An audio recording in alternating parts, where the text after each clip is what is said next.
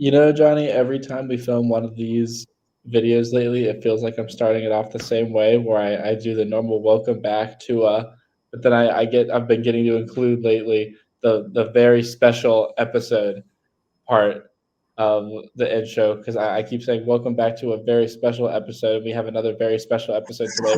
We're previewing the college football playoffs. Tulane will be traveling to Oxford to take on the Ole Miss Rebels Saturday, 2:30 Central, I believe.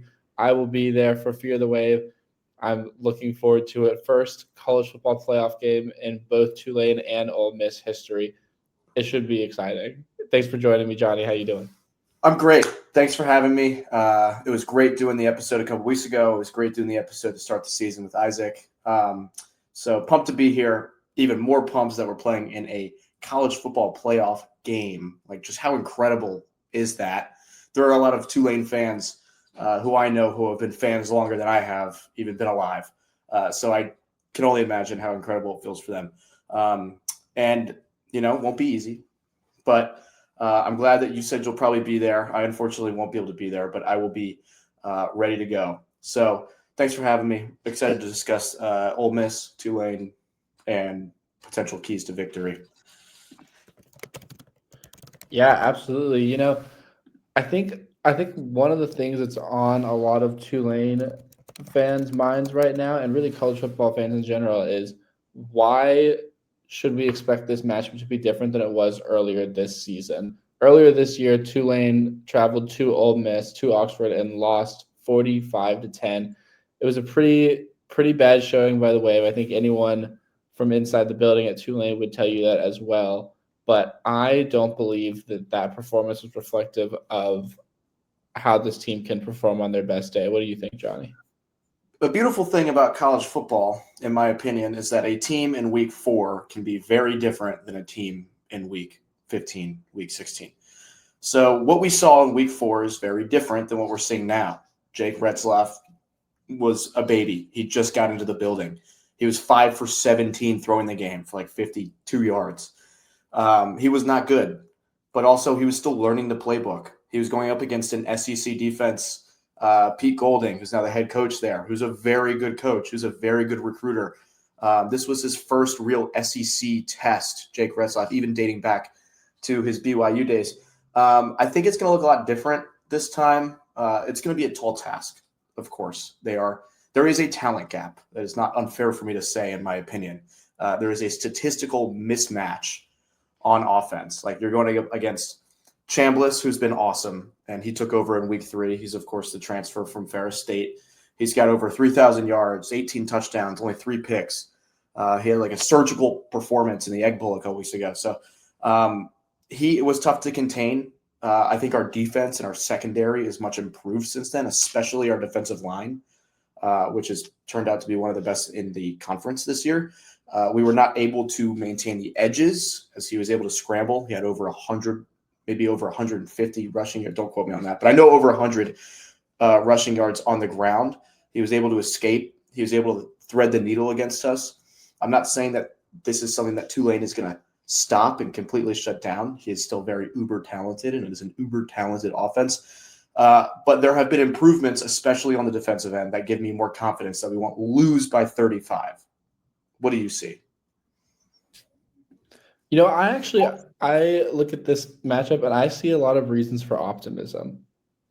I watched the last game. Before we go any further, I want to give a little shout out to my grandfather, my pop. He's a big Ole Miss fan. He's on all the message boards.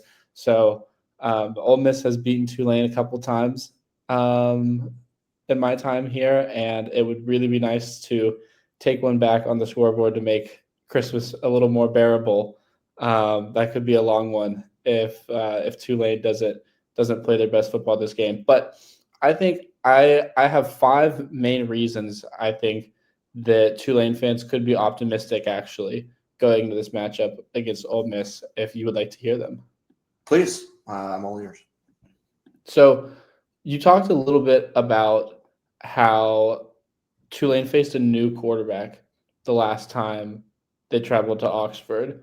It's no secret now that Trinidad Chambliss is one of the best quarterbacks football, but that was his first game as the starter. So we didn't have any film on the guy. It was a brand new offense, and it's not just. I think people really underestimate how important having film on the guy is because you're not just watching film on the player. You can find film on the player. You can see how they played in high school or wherever they were last, but you don't know how a team is going to call plays for that quarterback when they're the starter and not just the backup filling in for someone else. It's I mean, completely they only had film on the previous season, really, with Austin Simmons in the first couple of games, and then Jackson Dart in the previous games, and obviously with all the turnover in college football, completely different team now. So sorry to interrupt you, but just wanted to get that point across. No, and you run a completely different offense too when you're playing Trinidad Chambliss as your starter versus when you're playing him as the backup who's coming in for Austin Simmons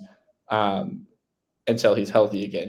So it was a completely different offense that game than anything that Ole Miss had really put on tape before, and that was something that we just didn't have film on going into that game. So we at least have something to scout this week. That could change things. I like that. 100% agree with you. Were there a couple more, or do you want to go back and forth? Absolutely, yeah. I got more. You talked about how Jake Retzlaff was new to the program still at the time. Not only was he still learning the playbook at the time of this game, but he was really still learning the receivers too. Like this group did not have a lot of experience together. It was Jake's worst passing game on the season. He was 5 of 17 for just 56 yards. You have to think that on the scale of or the bell curve of potential performances that Jake could have, that was probably near or at the very far end of the spectrum. And now that we're further into the season and he's had time to develop that chemistry with different receivers, with Mari Hayes, with Shaz Preston, like that click could lead to some different outcomes. Like this is a completely different football game than it was last time. I 100% agree. In that first Ole Miss outing, we saw a completely different offensive approach. It was more conservative. They were scared to throw the ball downfield. There was a lot of screen passes, a lot of handoffs, a lot of getting behind the sticks. And then you also saw it on fourth down. I think we were 0 for 3 or 0 for 4 on fourth down against them in their own territory. It's like we lost that game. We were not going to win that game, but we had opportunities. Like we had red zone opportunities. We had plays in their territory where we did not convert. And I disagreed with so many of the play calls and so many of the QB runs that we ran. Like we just clearly didn't trust him to throw the ball because it was his fourth game and he had gotten to the program a month and a half before that game. Yeah, he'd just gotten there. Jake Retzlaff, the quarterback for like those following. like, yeah, it's going to be a tall task. Like I'm not saying Jake Retzlaff is going to be able to shred up that secondary that they have because they have a very good secondary, despite a couple injury concerns. They have a very good and a very deep SEC defense. Pete Golding done a sick job. I do want to say really quickly, and then we'll get back to your keys of the game. Please. What a fun drama, kind of like a weird drama-filled coaching game this is. Like what an interesting headline. You've got Summerall Lee, who is still with the program. He's got more than half a foot out the door. If you look at his Twitter, I mean, again, what he's 50-50. Yeah, or I guess he would probably tell you he's 100-100. Yeah, but I don't know if we've ever seen that in college football before. And then you've got the whole Lane saga, which everyone has talked about, so we don't need to go into. But Pete Golding is elevated. He's never coached a game like this before, and his first game as coaching is a playoff game with a chance to compete for a national championship. So it's going to be just weird. I don't know how Ole Miss responds. I could see it going both ways, where they look discombobulated, a little disoriented, because they're without Lane Kiffin, who is such a huge room presence and is such a offensive mastermind. And now you're turning to a defensive-focused guy, even though Charlie Weiss, their offensive coordinator who went to LSU, will still call the plays. So we'll see how much of a difference that makes. Right. It's just going to be interesting to see what the vibe of the team is. Like Chambliss, is he going to transfer? I don't know. Maybe. He was asked that in his press conference the other day, and he said he was going to evaluate what was best for him. He didn't say no. He didn't say no. So when you have those things lingering, like we saw this with the Tulane team last year, when you've got those questions lingering, like it really does impact the on-field play. So I just wanted to point that out there, like what a weird matchup. And there is room for strange things to happen in this game. And I think when strange things happen in a game, it favors the 17.5-point underdog. Yeah, absolutely. And I was thinking, no matter what happens, the general public is going to say it's because of the Lane Kiffin saga. If Ole Yeah. Miss comes out and they play phenomenal and just kick the doors down, everyone's going to say they played motivated because of the Lane Kiffin situation. And if they come in and they look terrible and Tulane absolutely steamrolls them and wins by 20 at Oxford, everybody's going to say it's because of the Lane Kiffin saga. Yep. I want to hear some more about your keys to the game, and then I've got a few for you as well. Yeah, I have three more for you. I think one of the things that Tulane found success in late in the game against Ole Miss that they could use to their advantage this game was a much stronger rushing attack. Jamari McClure actually got 3 carries in that game. That was back when he was still not the lead running back of the team yet, and it was one of the first games where he kind of like started to show signs of like stardom. You know what I mean? Like, Totally. and he really could have started to take on a larger role at that point of the season, but I think he fumbled the next week and was in the doghouse for a little bit. And obviously now he's absolutely exploded onto the scene. I've said for a long time was one of the best players on this Tulane team, but Tulane You've was able all to find best rushing against Ole Miss, and now Tulane has a completely different running back situation than the last time they traveled to Oxford. Totally. I think that's a great point. It's completely different. Like I said, the whole offense is completely different. So I cannot wait to see what role he has. I can't wait to see what kind of frisky play calls they might have for him. I'm intrigued. I think it's going to be such an interesting, different looking game. Before I hit you with one of my keys to the game, I want to just quickly hit on some Ole Miss stuff like that people I think should be looking for in terms of their offense. Okay, let's hear it. Deuce Alexander, X Factor wide receiver, speedy wide receiver, jet sweep option, wide out option, dangerous threat. He's had a heck of a year. He is going to be key to slow down. And then, of course, we've all heard about Lacey, the running back. Ole Miss single season record, almost 1,300 yards, 258 carries. He is their biggest threat outside of Chambliss. So what makes this offense so dangerous for Ole Miss is you can't drop 7 and rush 4 because you have Lacey and you have Chambliss's legs. That's what killed us so many times yesterday. Back in September, we dropped pressure. So we had 4 guys rushing all the time. We couldn't get to the quarterback. Chambliss killed us. Lacey, these guys just hit the holes. They got outside. Our defensive line is so much more improved now where I think we still shouldn't drop 7, but I think we can get pressure. And I think getting them behind the sticks is really the only path where we can have a chance here because they have such a high explosive offense.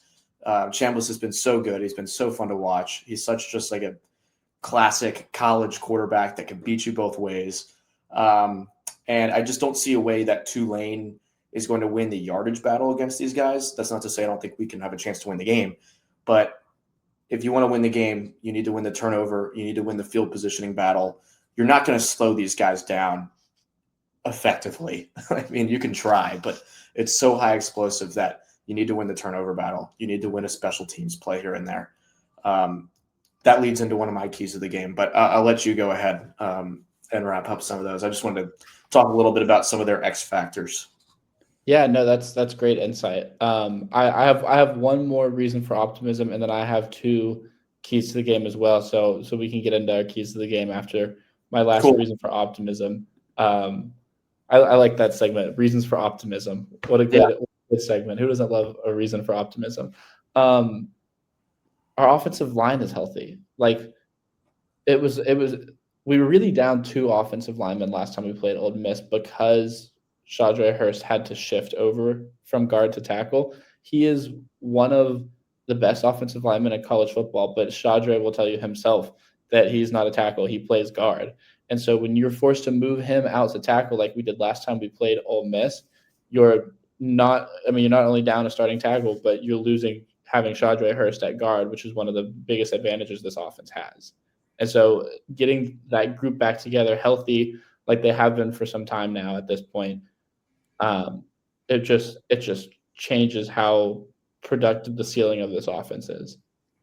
Yeah, I want to mention the portal, Henderson, not playing. How do you think that impacts some of the defense? It's tough because I don't know enough about the replacement options. Right. So it's one of those things like I'm always slow to chalk up an injury or a player missing a game to an advantage like immediately. Like long term, definitely, but short term, it kind of is the same situation last time where like you don't have film on a guy, you don't really know. Right. So it's like, do you prefer the devil you do or the devil you don't? Honestly, in football, probably the devil you don't. Yeah. So at worst is probably a net neutral, but I mean, I don't think it's the advantage that North Texas's running back getting injured in the first quarter in the conference championship was. Yeah, I think it just more so says like just how shitty the college football schedule is, but everyone knows that. We don't need to go Yeah, back. but I really appreciate the way that Coach Summerall has handled it, though, compared to what's been happening in down the road in Baton Rouge / in Oxford. Yeah. It's been a really pleasant experience. Do you want to go back and forth on a few keys to victory here? Here, how many keys do you have? I think it's possible that we have some of the same ones. We probably got some of the same ones. I've hit on a lot of mine. I don't want to just reiterate them, but I have a few that I want to hit on. So you can go ahead. Well, go ahead. You kick us off. All right. We just have reasons for optimism. Let's hear Johnny Kirven's keys to the game, college football playoff edition. Third down and fourth down offense. I already mentioned it a little bit. Over 3 on fourth down last time. All short yardage scenarios. All very, very predictable play calls. QB runs. I think one of them was with Sullivan. One of them was with Retzlaff. QB draw right up the middle. We weren't throwing the ball well. I, from my couch, told you where that was going. Too predictable. Ole Miss converts 46% of their third downs. Tulane's defense allows 40%, which is 80th in the country. So we don't have the best third down defense, and they have a very good third down offense. So that is something I'm going to be looking on, getting off the field on third down, and then converting those third downs on the other end of the field. We turned it over 3 or 4 times in September's matchup. We don't go for it much, only 20% of the time, but we do convert 63% of those fourth down attempts, which is a very good number. So I think you get 4th and 1, you're on the road in a playoff game where you're 17.5-point underdogs. You're on the Ole Miss is 30. Like, you got to go for it. You're not going to settle for 3 points in this game. And I am very interested to see what they're going to draw up and how they're going to get creative against a big-time SEC defense on the road in a college football playoff game. Can I ask you a question about that? You sure can. How much of Tulane's deficiencies on third and fourth downs the last time they played Ole Miss do you think was matchup based, playing a strong opponent, or how much of it do you think was just like Tulane will revert back to their mean and probably not be as poor on third and fourth down? It was just like a statistical outlier. I really like looking when I went to go rewatch some of that game. I thought that it was genuinely because the playbook was so scarce of things that we felt comfortable running. And I think a lot of the same thing. I don't think that the skill gap is as big as a 35-point difference. I think we are a different offensive team and a different defensive team. I know every homer in every team is going to say that about their team, but I don't think it was a skill thing. I think we are just as good as these guys in some way. Yeah, well, I definitely don't think that we're 45-10 bad compared to them. I think I just don't think that's reflective. Honestly, I don't think it's really reflective of the Tulane team that played them that day. I think it was more worst case scenario. It's definitely not reflective of this Tulane team. Yeah, I 100% agree. I think one of the, so I also had on my list keys to the game, be better on third and fourth down. That was kind of what I was referring to when I said we might have some of the similar ones. But I can kind of loop in another one of my keys to the game into that one is eventually somebody's going to have to make a contested catch. Whether that's, Amari Hayes or Shaz Preston is definitely capable of doing it. We've seen it from both of them at different points during the year. They're capable. But when you only complete 5 passes in a game like Tulane did against Ole Miss last time, somebody has to make a play on a contested ball and come down with it and be a good college football player. Like I get that that's a tough play and you're maybe not expected to come down with it every time, but you have to come down with it sometimes. I And think that that's a didn't happen last time. really great key to the game that I didn't really think about. Like, just like winning a 50-50 ball. How different is that? That was a close game up until, late in the first half. It kind of got out of hand. Like, if you pick up one more of those third and mediums and like keep a drive going, like how different does that feel going into halftime where you don't have to press? Maybe it's a 1-score game going into half. Like make a play. Somebody has to make a play. And people did that in the conference championship. That's why Tulane beat North Texas. People made plays. Jack Yeah, Chenshu made plays. Jemar I McClure made plays. Somebody needs to make a play. 100% agree. And I do think, as we've seen, I mean, red zone offense was a effing disaster for the first half of the season, if not more. It was a problem. It has improved. It's been better. I was impressed with it, not in the Charlotte game. I was not impressed with a lot of that, but I was impressed with in the conference championship for sure. And I'm hoping some of that momentum. Yeah. Bleeds Well, over. the Charlotte game, I think they were maybe not showing as much of the playbook as they would had it been a better opponent. I don't want to measure too But against Charlotte. yeah, So. it's different. But they should have played better in that game. A key to the game. Hit me. Not groundbreaking here, but Tulane has no chance to win this game unless they force 2 turnovers. We've been wreaking havoc. We wreaked havoc in Charlotte. We wreaked havoc against North Texas. We wreaked havoc in so many of our games. We did not do that against Ole Miss. We are a good turnover team. We can force turnovers. Like, we have an aggressive defense. And I think you need to force a turnover on defense or on special teams. That just has to happen. We have an athletic defense. Totally. So that's one of my keys. You got another one? Yeah, but before I actually want to ask you a question about that one first, though. Would you rather, if I told you right now, I'll give you 2 turnovers for Tulane in the game, are you taking option A or are you taking option B, which is you're guaranteed 1 turnover, but it's in a key moment? So it's either 2 turnovers, period, in the whole game or 1 turnover in a key moment? Right. It's got to be the 2 turnovers because you have to steal possessions from them somehow. You'd rather the extra possessions? You need the extra possession. I like key moments a little vague because, like, if key moment. Yeah, it's kind of up to your I would interpretation. I'd rather have a close game and have 1 turnover than 2 turnovers and it be a blowout. But I just think every possession, every time the defense can get off the field, is going to be absolutely crucial.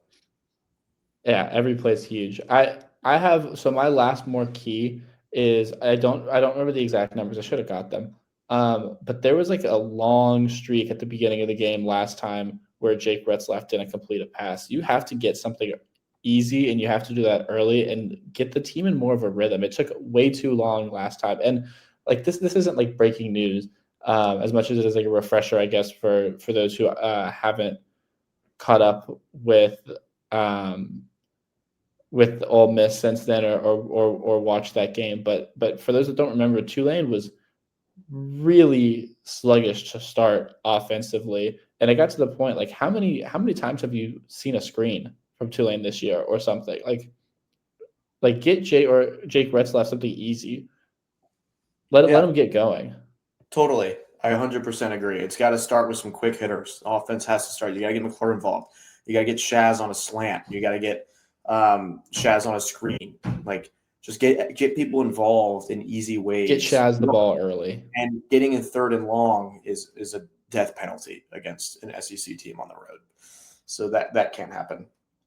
And it's not just a normal SEC team on the road. Like this is a playoff atmosphere. This is going to be the craziest atmosphere that any of these guys have played on either side of the ball. Like this is different.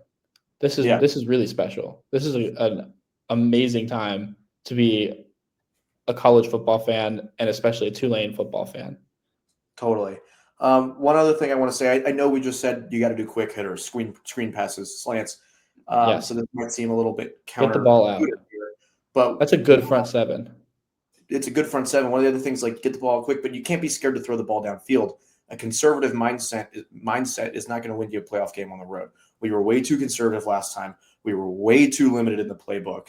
So you need to be aggressive, and you need to play like an underdog, whether that means maybe a fake punt. I wouldn't be shocked. Or getting aggressive on fourth down, or sending an all-out blitz on a third down to try to get them. Like I just wouldn't be surprised with a lot of aggressive play calling and rolling the dice a little bit, knowing the stakes of this game and knowing that you're a 17.5-point underdog. And then one other thing I was just saying is my last key here is controlling the edges and collapsing the pocket. Trinidad killed us with his legs, and Lacey, their running back, is elite at getting the secondary hole and going on the outside. So you got to get them behind the sticks, and you got to wrap them up in the backfield if you want to have any chance. And there have been times this year where the defense has missed some tackles or hasn't wrapped up when it was necessary to wrap up. But that's got to happen. That's got to happen on Saturday at 3:30. Yeah, so before we get going here, we're coming up right on about 30 minutes. If you made it this far, by the way, thank you so much. It means a lot. We really appreciate all the support. Roll Wave. We love this kind of family that we've been curating over here, and it's just such an exciting time to be a Tulane sports fan. Before we get into score predictions, Johnny, I want to ask you about crowd noise and if you think that will be a factor. I do. This is not an American Athletic Conference environment.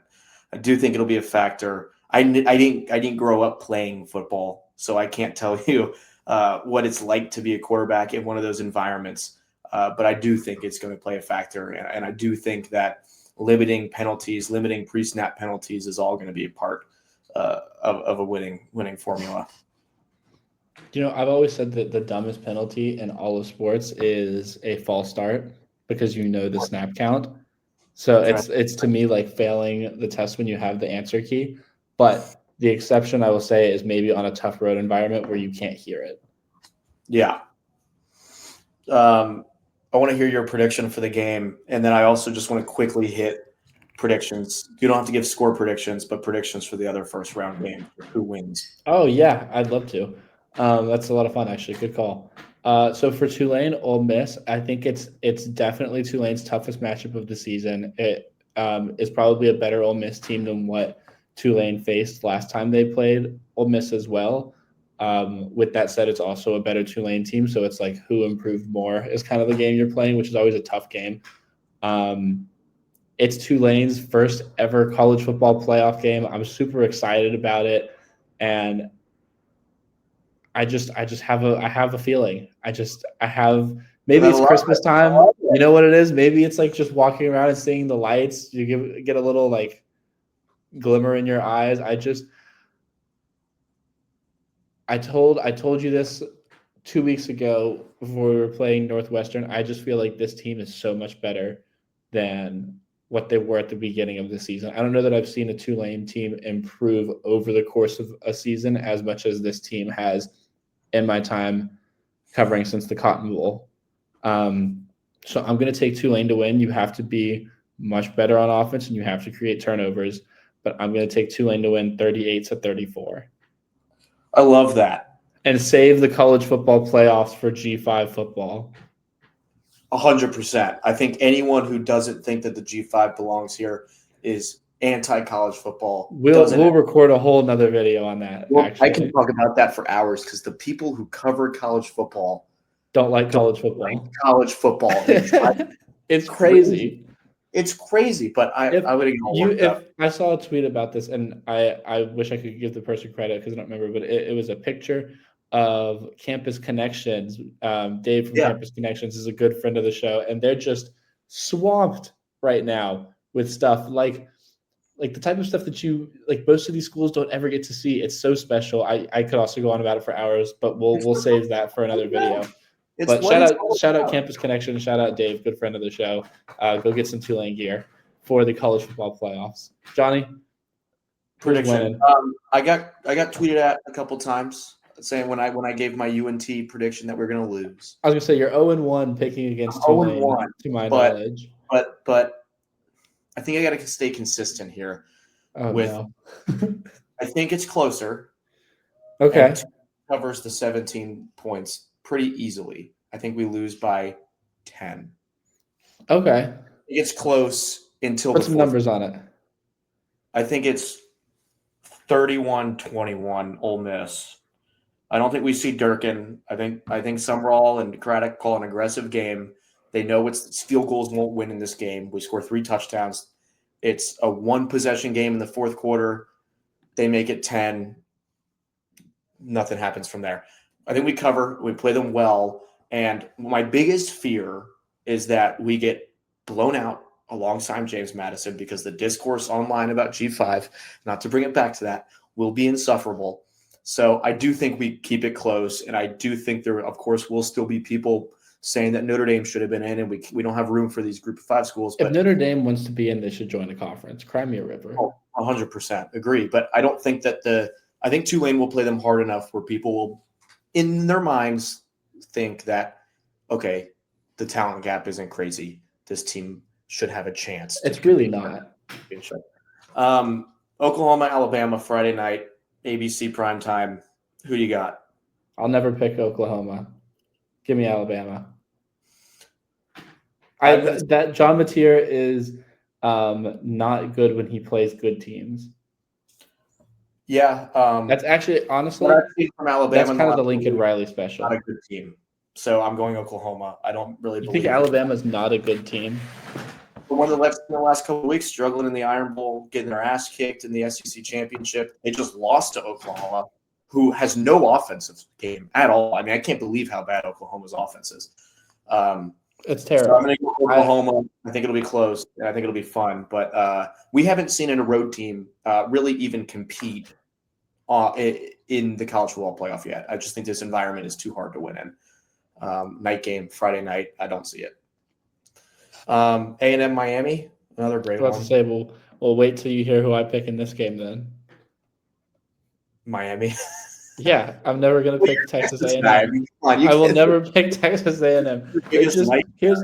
But it's honestly, it doesn't have to do with my dislike of Texas A&M as much as I think it has to do with my knowledge of Texas A&M, in that what can go wrong will go wrong. Like when they're 11-0 and it's the best season they've had in their program's history, and the only thing in between them and a perfect regular season and their first ever SEC championship game appearance is a trip down to Austin, Texas. You just know that they're going to lose because that's what Texas A&M does. And that's what Texas A&M is going to do until proven otherwise. And I'm going to pick against them until they prove me wrong. Give me Miami. I have A&M, home team again, for a lot of different reasons. I don't believe in the you pointing out the home. I keep picking the road teams. That does make me a little nervous, but I'm still sticking by my picks. You're sticking by your picks because you're a Longhorn fan. But Tulane's first. Tulane's number 1. I don't believe that the ACC is a good conference. I grew up in Austin. I think that the American is on par with the ACC. I think the American might be better than the ACC. Did we not raise their conference champion? I'd rather have USF, Memphis, Tulane, UNT than a lot of teams in the ACC. So I don't think they're a good conference. I'm not a huge Carson Beck fan. I think Marcel Reed has been fun, and I think they are just better than Miami and more talented and at home. Last one, Oregon, JMU. I'd assume this will be a pretty quick one. Yeah, I would love to stand by our G5 brethren with JMU and tell you that, they could have some magic, David and Goliath type upset. But I worry that one could get ugly in favor of Oregon. I think Tulane plays Ole Miss significantly closer than JMU plays. And honestly, I'm really happy Tulane's playing. This Ole Miss was the team that the locker room was hoping to pull. Mostly for revenge purposes and because of how close they feel they were in terms of the talent level last time they faced, and the team believes that like the results didn't indicate how close in talent those two teams were. But also, I just think Ole Miss is a much better matchup than Oregon. I think Oregon's a much better football team. I agree, and I'm not jealous of JMU having to go play there. Last thing, just quick, national champion. Tulane. I like where your head's at. What are you talking about? How dare you ask me that? If you believe it, how freaking awesome would it be to have the Sugar Bowl, Tulane, Georgia, in New Orleans? I mean, that would be remarkable. I'm looking forward to it. You have to speak this kind of thing into existence. Book them now. All right, I'm in New Orleans. I'm gonna have to book those tickets, but that's all I got. Anything else you got? RMFW. Roll Wave. Shout out John. What a time. 100K donation to the talent fund. That freaking rocks. That dude is leaving with class. What a guy. Our opponent on Saturday did not get to experience. So I'm hoping that they have some lingering effects and nightmares about Lane Kiffin. Whereas, we got Will Hall. We got our guy. Mm-hmm. Yep. We're going to have 2:30 Saturday at Oxford, Tulane versus No Lane. Should be a good one. Roll Wave. Roll Wave. Thanks for having me, John. RMFW.